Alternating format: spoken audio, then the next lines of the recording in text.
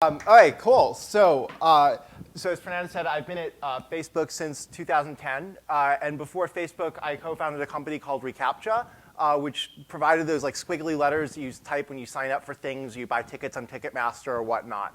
At Facebook, I'm the tech lead on the Web Foundation team, which Fernando said is kind of in the middle of all the different infrastructure teams at Facebook.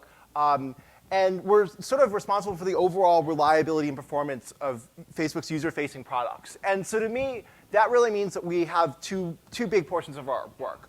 One thing is we have a lot of proactive work. We work with a lot of Facebook's infrastructure teams to help them build reliable and resilient services and to build good monitoring so we can tell when they fail.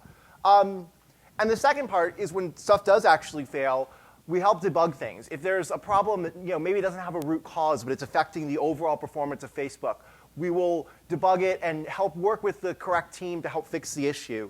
Or also help teams with sort of deep systems level expertise. We find ourselves handling a lot of low-level systems issues, and we try to spread that expertise around Facebook. So today I want to talk about three things. I want to talk about some ideas we use to build reliable services and build reliable services by making them fail faster. I want to talk a little bit about our approach to investigating problems.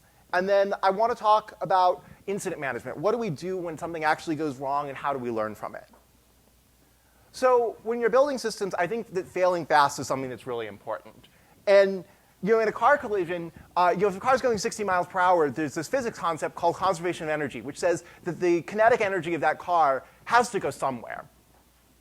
When a large distributed system fails, that failure has to be absorbed by some part of the system. And cars have a crumple zone, a part of the car that's designed to absorb the energy of an impact so that it doesn't affect the passenger of the car. So I like to think about building crumple zones for our infrastructure. So one of the things that we've found is that queuing is often an instigator or something that amplifies slowness. And the reason behind this is intuitive. A lot of services tend to have a thread pool of worker threads that they can use to service their requests. And if you didn't have a queue, they would be bounded by that number of threads. They could at most be sort of blocking n people. But with queuing, they can just have an infinite list of requests waiting to execute and cause sort of an infinite amount of slowness throughout the system. So I think queuing really falls into kind of two categories of good queuing and bad queuing. Good queuing is transient. It deals with a burst of load. It deals with a system that is actually processing speed is actually greater than the arrival speed of the request into the system. Good queuing increases reliability by buffering a temporary problem in a system. Bad queuing is when you queue forever. Bad queuing is a system that is fundamentally broken. It fundamentally cannot handle the load it is trying to handle. Bad queuing causes latency, but it doesn't increase the throughput of the service that you're dealing with. It doesn't increase the reliability. It simply makes the system slower for everyone. So we've implemented a few mechanisms that control queuing and that help avoid having it cause a problem for our users. One of these things, and this is some code we've actually open sourced as part of our Thrift framework, which is an RPC framework we use to communicate between different servers. And this is a mechanism for controlling the amount of queuing delay. The key insight is that in a controlled queue, the queue always becomes empty. The queue is, if your processing speed is greater than your arrival speed, then over some period of time, you have to process all the requests that came in. So the logic behind controlled delay is pretty simple. If there's a queue and you see that over the last, say, 10, 15 seconds, at some point it was fully drained, we do nothing. But if we see that within the last 10 seconds, you weren't able to consume all the requests that came into your service, we set a timeout that's very small of the amount of time something can be in the queue. We limit it to something around 10 to 30 milliseconds. So the result of this is good queues aren't affected because over a period of 10 to 15 seconds, they're always eventually drained. Bad queues, we quickly detect them, and we limit the amount of delay that they can cause. A second mechanism we have, and this is also something we've open sourced, is something called adaptive LIFO. So the insight here is that if you have a queue that's FIFO, which is how most queues work, then the request you serve is always the one that has been waiting for the longest. It's the one that's already experienced the most delay. And what we've often found is that we have a system and the queuing delay was 30 seconds. And the user, by 30 seconds, has already aborted the request. They've already done something else, gone to another web page, used another mobile app. And so often, we end up servicing a request that will never see the light of day. The user will never experience the response to that request. The idea behind adaptive LIFO is that we'd be better off servicing a request that the user was more likely to see. And so what adaptive LIFO does is under normal low-load circumstances, it's a normal FIFO queue.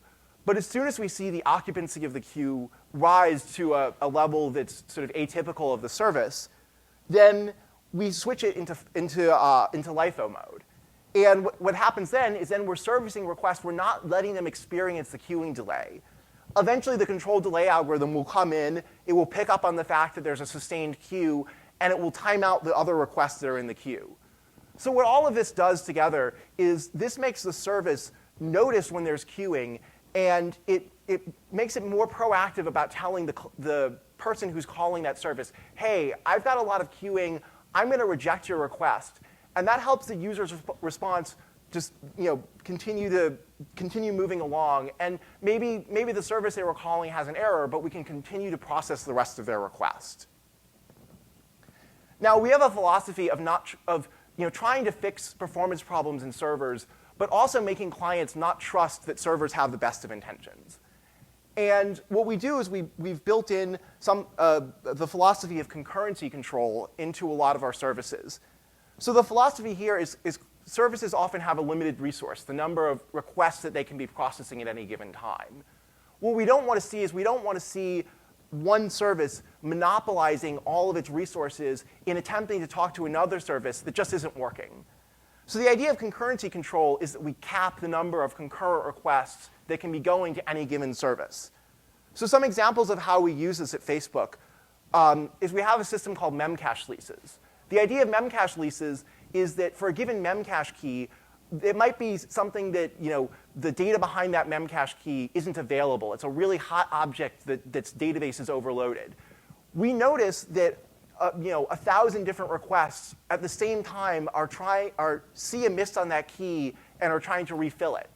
And rather than having all of them slam the backend resource behind that object, we tell them, hey, this object isn't available. There's a lot of your friends are also trying to get this object.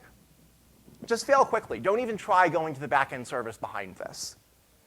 For Thrift, again, our RPC framework between different services, we do the same thing. On a given server, we'll notice that a large number of requests are all trying to talk to a specific backend service. And we say, hey, you know what? You and all your friends are all trying to talk to messages, or you're all trying to talk to ads or newsfeed or some other backend service in our site. And we tell them, you know what? This service doesn't really seem to be working very well. Don't even try. And what this tends to do is this tends to prevent a catastrophic failure in one service from propagating and affecting all of the things that the client of that service does. So I want to talk about a setting that you can actually fix today in the Linux kernel. It's something that saves Facebook from going down, and it's a great example of where trying too hard can really cause you a problem. So this is the TCP abort and overflow setting. When Linux gets a SYN, when it gets a new incoming TCP connection, if there are too many connections waiting to be accepted, its behavior is to drop the packet. Now, why would you drop the packet? The theory and what the kernel documentation says is that this increases the reliability of your system. Because the client will see the packet was dropped, just as if there was a normal drop in the network, and it'll try again later. So this will make your system more reliable. What happens in practice? In practice, the server that can't accept the incoming connections is simply overloaded. Trying again won't help, and it also adds 1 to 3 seconds of delay, depending on what kernel version you're using, when the server tries to send the packet again. In a server world, 1 to 3 seconds is an eternity. The TCP abort and overflow setting simply tells the kernel to send a TCP reset when it experiences an overloaded queue. We have found that this setting has actually prevented Facebook from going down. It has prevented an otherwise working set of services from causing a catastrophic failure. And it's a great example of where better managing queues can help manage the reliability of your service. So one of the things the Web Foundation team does, and sort of part of our mission, is proactive investigation of performance issues. So proactively going to service owners and telling them something like, hey, the TCP abort on overflow setting isn't set correctly, and this will really help the reliability of your service. So sometimes investigating stuff feels a little bit like an X-file. There's a lot of unexplained phenomena in all of our systems, and you're kind of trying to figure out what's going on. So a lot of people ask me, why do you investigate things? Why, the culture of the sort of like the SRE or the PE culture is that we should be driven by alarms. We shouldn't be an operational team. We should be focused on, on building things and not sitting and watching dashboards. So I think that's definitely true, but I think that the activity of monitoring a dashboard without knowing that something is wrong and sort of digging in and investigating a problem can really help you in a lot of ways. A lot of times there are things that you don't know about your system. There's problems that you don't even know how to monitor for. You don't even have the metrics that you're looking at. I found that an investigation often uncovers new metrics that you can monitor in the long run and that make it easier to debug your system. I found that investigation also helps you catch issues before they have high impact. Oftentimes, through proactive investigation, we'll find an issue that was happening on 1% of requests that if we'd waited a week, it would have been rolled out to 100% of requests. But that by proactively monitoring the system and proactively looking for issues, we detect it before it's a big problem. Finally, I think that good investigation promotes good debugging workflows. And good debugging workflows save you time during a crisis and make it faster for you to recover. So to me, an investigation has two parts, a metric and a way of grouping that metric. A metric is a statistic you want to investigate, and a grouping is a way of categorizing that metric to help you find interesting changes. So there are some obvious metrics in a lot of systems. There's RAM usage, CPU usage, disk I/O. We're all monitoring those. There's a number of other metrics that I found people don't think of as the first thing, but are really useful to monitor. The TCP stack is really rich with a lot of monitoring statistics that can tell you about the performance of your network and the performance of your applications, even if application developers do nothing to help monitor your system. So one thing TCP can tell you is TCP resets. That is when a TCP connection was forcefully aborted. This can tell you about a service that is timing out requests, about a service that's crashing, about a service that isn't even running. It tells you a lot of things that are just going wrong in terms of the overall networking stack and being able to serve requests. Another super useful metric, probably the most useful TCP metric, is TCP retransmissions. TCP retransmits responses to create the illusion of a reliable network on top of an inherently unreliable network. So when TCP has to resend a packet to create reliability, that tells you that something is wrong with your underlying network. So TCP retransmissions can tell you about NICs that are broken. It can tell you about network cables that are broken. It can tell you about switches and routers that aren't working correctly. We've even instrumented our kernel so that the kernel logs every single TCP retransmission we make, and it has the source and the destination of that TCP retransmission. We aggregate that information across a large set of Facebook systems, and that can tell us really useful information. Like we will see spikes in retransmissions from data center A to data center B. We can then go to the networking team and say, hey, I see that the packets between point A and point B are being dropped. Is there something wrong? Is one of the switches overloaded? So that statistic has been super useful for us, and is something that's pretty easy to monitor. Finally, TCP has a number of other statistics, like the number of open sockets, the number of connections that you're making, a lot of stuff that can give you a lot of insight into your application, even if you don't add any monitoring whatsoever. Another really useful metric I found is that just the number of requests where a certain operation took more than a certain number of milliseconds. A lot of times people look at the averages, but the averages don't tell you everything about the performance of an application. They often miss the outlier requests that are taking a long time.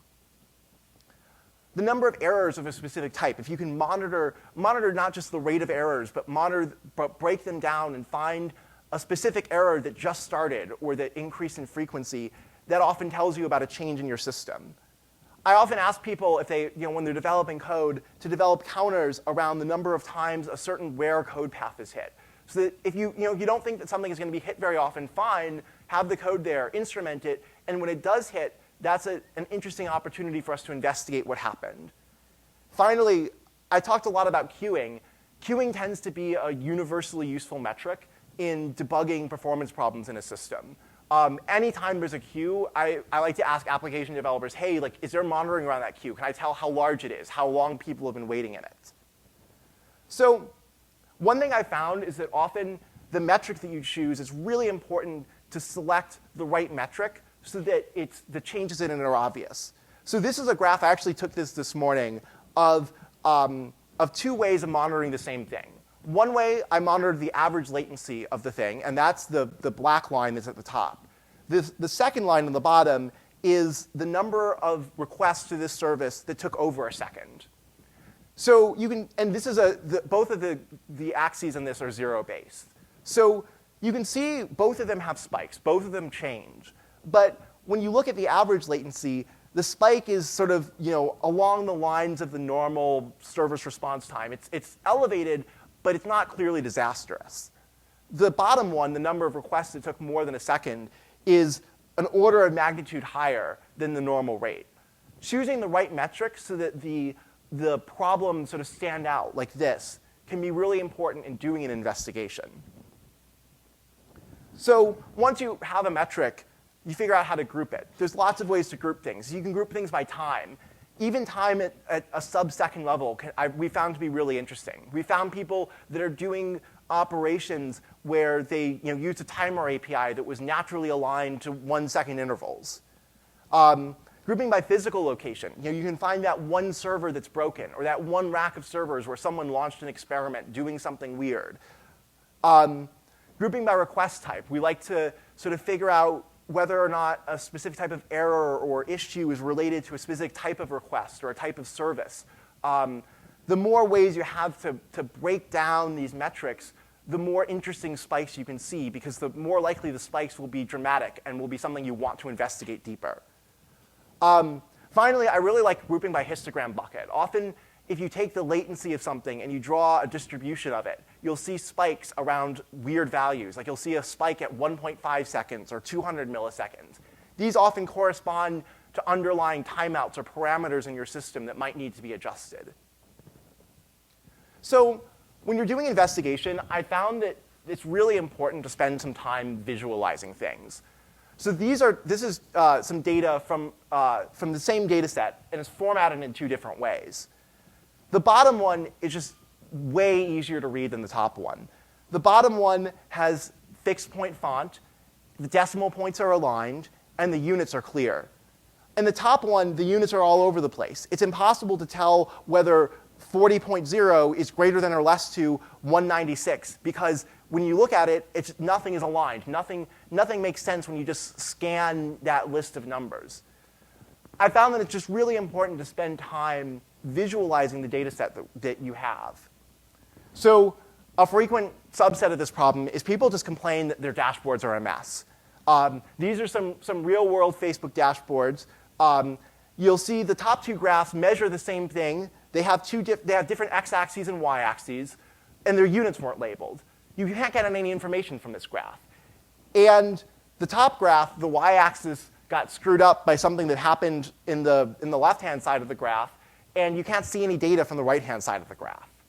In the bottom graph, we have like a CPU usage utilization metric that has like 20 different lines, and they're just scattered all over the place. You can't tell what is correlated to what, or what patterns might be there.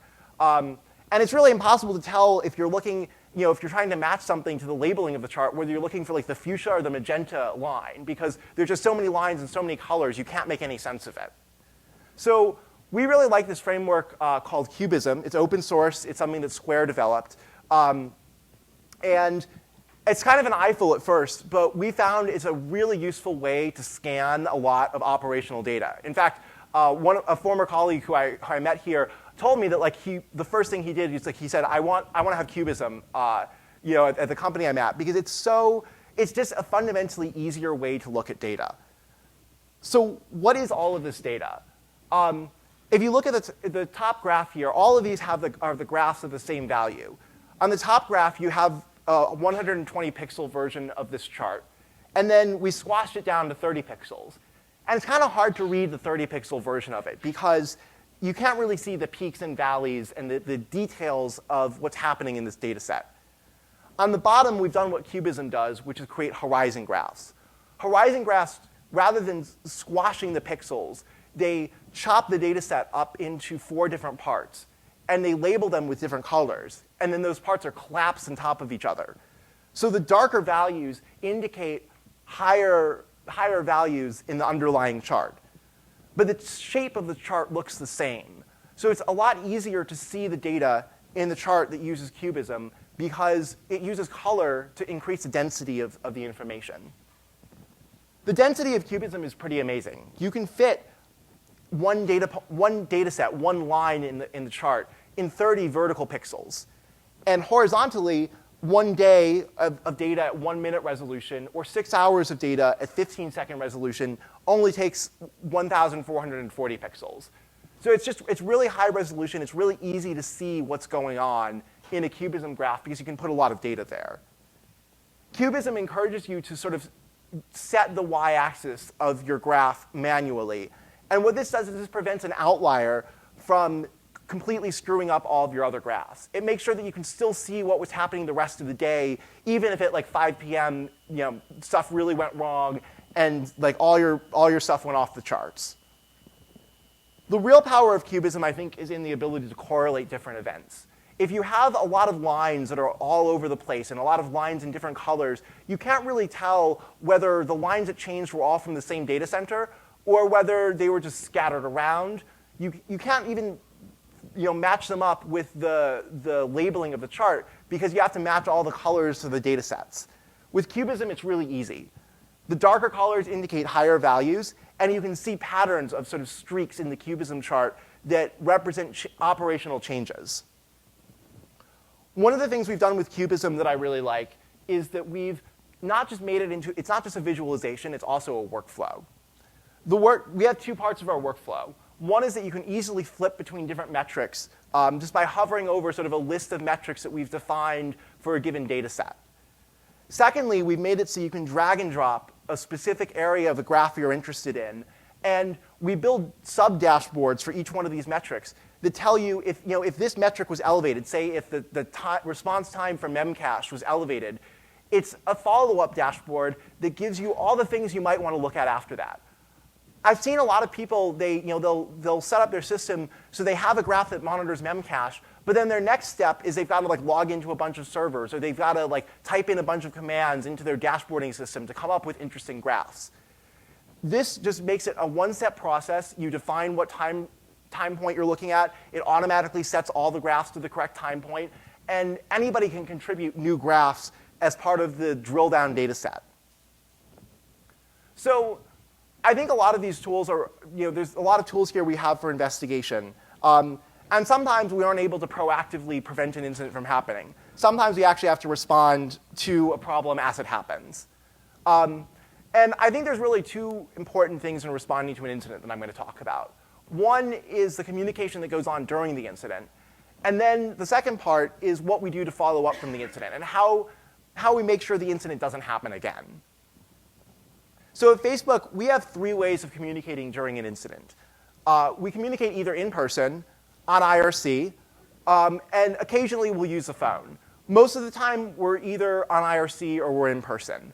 And I think the reason why the phone doesn't work very well is because the IRC has a log of what's going on. Everyone can see what's going on. If you've been on a conference call with 20 people who are trying to debug why Facebook is down, it's really chaotic. No one can communicate information to each other. When you're in person, you can show someone your laptop and show them a set of graphs. If you're on IRC, you can send them a link to those graphs. If you're on the phone, everyone is just having a shouting match and is trying to talk over each other. So we've generally found that those 2 methods are the primary methods we end up using for communicating during an incident. Another thing that I think has been really helpful is that we have an internal tool. We call it Sev Manager internally, Sev being our sort of code name for an incident. And it's a place where everyone can keep track of the incidents that are going on. Just having a record of what problems happened, when they happened, what people are doing about them can be really helpful in coordinating all the incidents that go on at Facebook every day. The other thing is that Sev Manager gives you a history of what happened during a Sev. when you look at it later, then you can go and look through the information and write something down so that when you're doing a post-mortem analysis, you can easily figure out what people were thinking at a given point in time. We have a role at Facebook called the Incident Manager on Call. The IMOCs are a group of incident handlers that are really skilled at sort of communicating during incidents and can help people sort of with the soft side of resolving problems. So one thing that I found in just dealing with major incidents is that it's really easy to lose the big picture. During a major incident, you've got a lot of people that are on their laptops looking at charts, looking at graphs, trying to figure out what's going wrong. And it's really easy to just miss the big picture of what's going on and what direction you're heading and just be heads down in the details of resolving the incident. So I like to kind of think of questions to ask during an incident that can help sort of prompt people to think about the bigger pictures. So some of the things I like to think about are what can we do quickly to mitigate the impact of this incident? Oftentimes, reverting is the fastest way to solve a problem. Other times, there's a configuration value you can change. You can turn off a feature that's just broken and it's a better user experience to have the feature be off than just to be broken. Another great question to ask is just what is everybody doing right now and what is our plan of attack? Oftentimes, there's a lot of people on their laptops kind of a little bit uncoordinated, and just understanding what everybody is looking at and what they want to do next can really help drive decisions about what the next step is to recovery. Along with that, understanding the current hypothesis and understanding exactly what information you could gather that would prove or disprove the current hypothesis.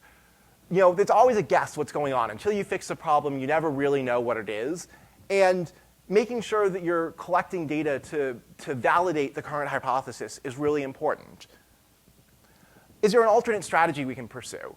Oftentimes, there's people are kind of have momentum of one way of fixing an incident, and someone just needs to say, hey, have we tried doing this? Is there a faster way to solve this problem?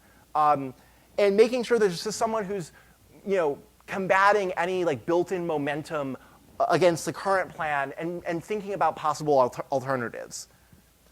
Another really important question is what are we going to need to do in 10 minutes? Oftentimes, the road to recovery from a major incident is long. There might be some parts of the process that might need to be a little bit more manual. There might be some follow-up steps of restarting a service that was impacted by with collateral damage from the incident. Asking the question, what we're going to need to do 10 minutes from now, can help make sure that step is primed and that somebody starts thinking about what they need to do and what work is going to need to be followed up on. And priming that makes sure that the response that you don't solve one problem and then kind of have to, we're going to have to restart this thing. Let's now think about that. It helps get parallelism in the process of resolving the incident. Finally, the question of, is there anybody else we should call? If your site is down, don't be hesitant to call someone. It's better to have a false alarm and to wake someone up unnecessarily than it is to have extra delay in recovering from an incident. So once an incident happens, it's over, but I think it's really important to learn from what happened during that incident and turn it into action items that can improve your system in the long run. Facebook does a weekly review of selected incidents that happen on the site. And a lot of teams do their own reviews of incidents that have happened within their team. The goal of doing this one review, there's 3 goals in doing one of these reviews. The goals are to share knowledge about what happened, to make sure people are understanding the kinds of ways that Facebook is failing and the kinds of issues that we're encountering, document what happened when we were handling the incident, and then come up with action items that make Facebook more reliable in the long run. So I think there's a few things that are really important not to do when you're reviewing an incident. Getting an invitation, so-called invitation, to one of these incident reviews can be a little bit intimidating. And I've seen a lot of people be nervous the first time they go into one of these incident reviews.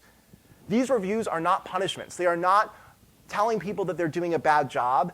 They are learning about how to recover from our mistakes. The second mistake that I see people frequently doing is they come to the incident review and they say, we did X wrong. We're not going to do X again. Well, of course you're not going to do X again. You're not going to fail the same way twice. That's silly. You're just not going to do that. People need to assume that things are going to break in a slightly different way, that they're not going to maybe detect at first glance, and come up with action items that will fix the issues generically.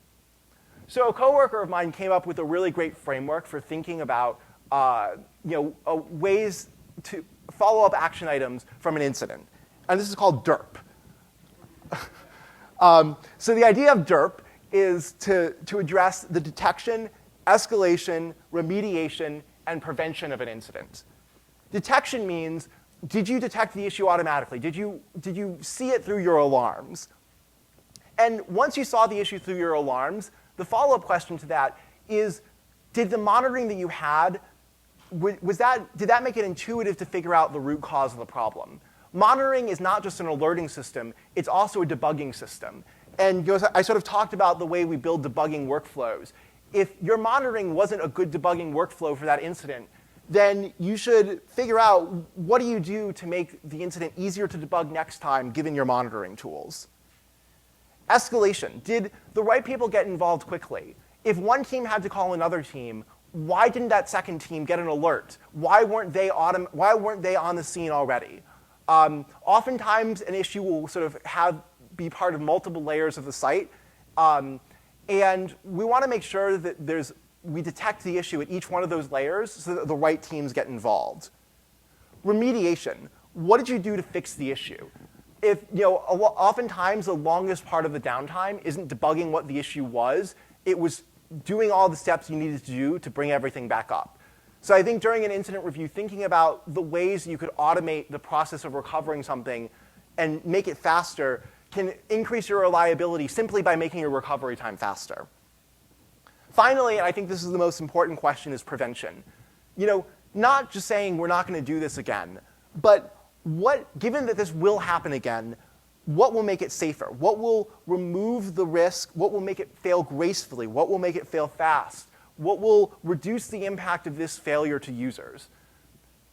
These are the kinds of things that, maybe the next time this issue happens, it'll be, a big issue, or it'll be a small issue rather than a big issue. Finally, I think it's really important in these kinds of reviews to get people to think bigger than their own team. So incident reviews should be a way to push global changes that impact multiple parts of your system.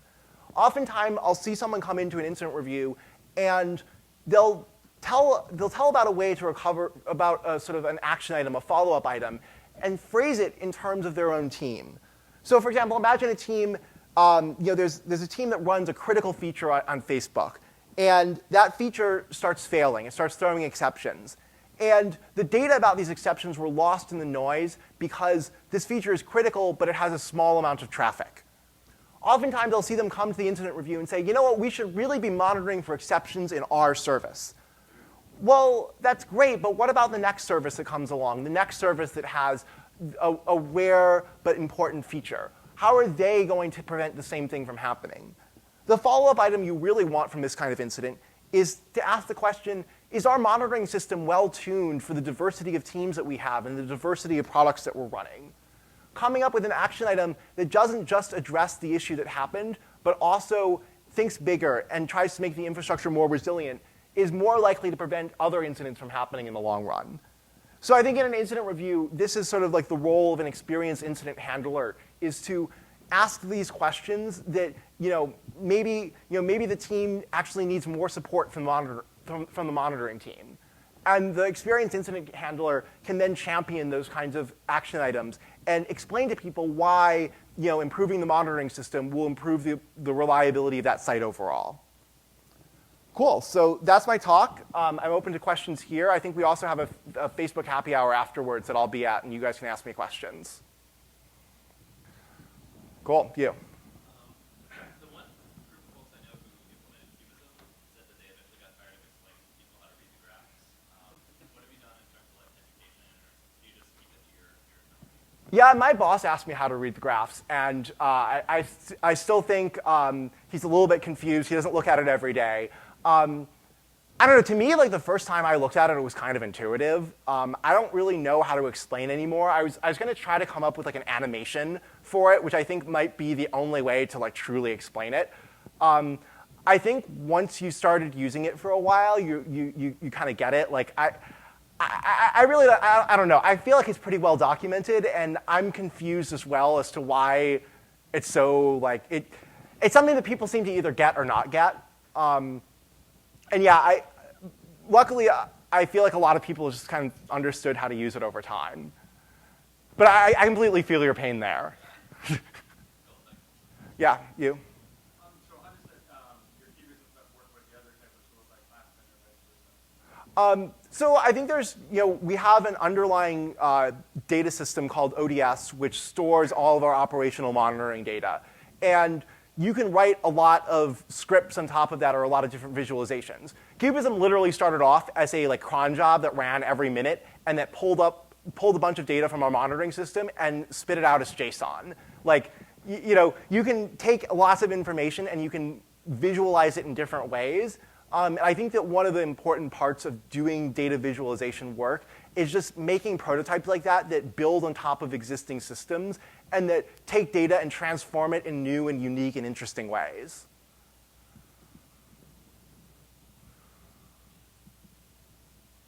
Yeah. Do you have any thoughts on how to train new people to be SREs?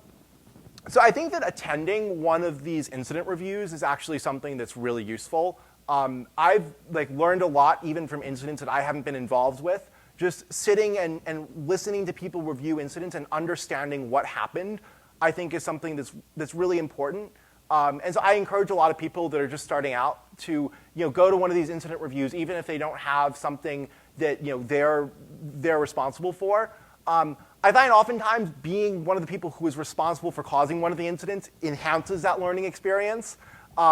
Probably not something you want to encourage, but actually being on the scene when people are responding to an incident, especially if you can do it in a way that you have support from the rest of your team, I think is a really good learning experience. Someone over here had a question? You? Yeah? When you do the incident review, do you ever find that people who are involved in the incident response did not save enough of the data or drafts or whatever that let them do whatever they wanted to do? Or do you have a system that automatically captures that state of the system at that point in time? I mean, we definitely have some mechanisms in place. Like the fact that a lot of the conversation happens on IRC, like means that there's at least some level of data about what was going on. There's definitely been times where oh man, I wish we had like recorded this graph before we like switched it to 15-minute granularity. And one nice thing that's helpful is that we keep the highest granularity of our data for enough time that we're not just losing it after 24 hours. It's there while we're sort of doing the post-mortem analysis. So as long as you're keeping the highest resolution data for like a week or so, I think it's you usually have enough to go on for any reasonable post-mortem. Yeah. Can you talk a little bit about the scribe and grid model used for the Facebook and how you like monitor the system based on the log analyzer and the log distribution between the nodes you described? So in terms of monitoring thrift services, what we do is all of our thrift clients log 1 in n samples of thrift calls that they make, and they log that through Scribe. And that data set we display in a system called Scuba, which there's an open paper on. It's basically an easy way to sort of slice and dice data sets and ask questions like what happened in this cluster with this service at this given time. So basically the idea is you sort of log a sample of data. Oftentimes we try to oversample things that we think are errors or that are slower than we would expect. So we have higher resolution data on that. And asynchronously, we monitor it. And then we also monitor, we have sort of real-time time series that are higher resolution, they're unsampled, but they aren't granular records of a single thing that happened. They are aggregates of what happened over 1 minute on one machine. Regarding to that with the log analyzer, like for how long are you keeping the log, as you mentioned before, like a week or two, or like it's kept forever, like backup of the current log, how frequent has to be every page?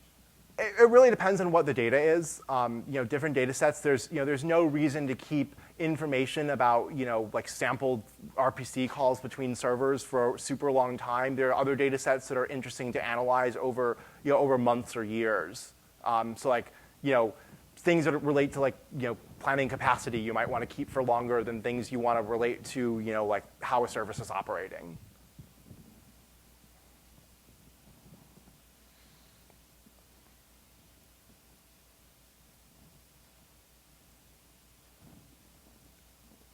Cool. Any other questions? All right. Well, you can find me. I'll be at the Facebook happy hour after this. Thank you.